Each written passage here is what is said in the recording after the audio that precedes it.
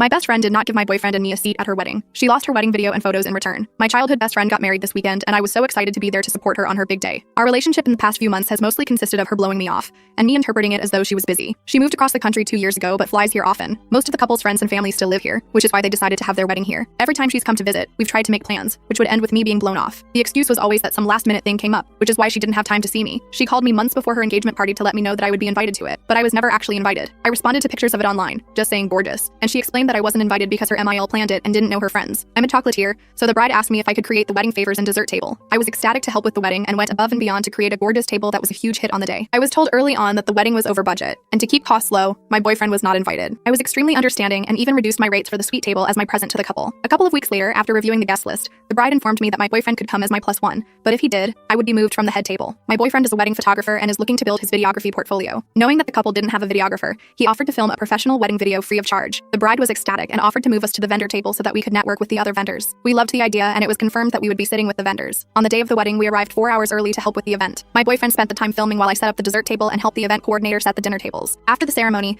guests were moved to the cocktail room, while the original room was converted into a room for the reception. While helping convert the room, I noticed that our names were not on the seating chart. I asked the event coordinator where we would be sitting, and she said, "Good question," and left to find out. She came back to say that there was no vendor table, and that if we were staying for dinner, my boyfriend and I would have to sit in a separate room as we were not on the list. The room was closed off from the reception, so we couldn't hear or see anything, let alone talk to anybody. I told the event coordinator that we were guests, and that we should be moved into the reception room. The event coordinator herself was seated at one of the tables in the room. I told her I was a longtime friend of the bride, and even originally meant to be seated at the head table. However, the event coordinator said she couldn't do anything about it. I approached the bride to explain the situation. She mentioned that it was a mix-up, and that we should be in the room. The bride mentioned that she didn't want to undermine me as a businesswoman, so she never told the event coordinators that we were friends, or that I was a guest. She left the coordination of the vendor table to the event coordinator, and left it off of the seating chart. The event coordinator was not made aware that any of the vendors were staying for the reception, and therefore didn't think to add us in. Although I understand the mix-up, the bride did nothing to get us moved to the main room. My boyfriend and I were cut off from the reception with no one to speak to, no way to see or hear, and even had to ask to be fed. As a result, I missed the entire wedding and spent the majority of the evening crying in the bathroom waiting to move the dessert table into the main room after dinner so that we could leave. My boyfriend continued to film everything as he was committed to getting a beautiful video for his portfolio. The next morning, I emailed the bride about the experience. She apologized profusely and said she was scatterbrained on the day and didn't think to do anything about it. The email mainly followed the structure of excuse, but that's not an excuse. In one section, she wrote that although she would still like to be friends, she understands that I may not want to, and that's fine. To me, it seemed as though she was saying she wouldn't care if we were to no longer be friends. At the end of the email, she added, "P.S. We would still like the video," despite making it a point before the wedding to let my boyfriend and I know that she couldn't care less about the wedding video. I watched my boyfriend's rough edit of the wedding video this week and listened to her speech. She added a section where she thanked her friends for transcending the lines of friends and family. She called out a long list of names from the friend group. Mine wasn't included, which sealed the deal for me, especially since I was so involved in the preparation of the wedding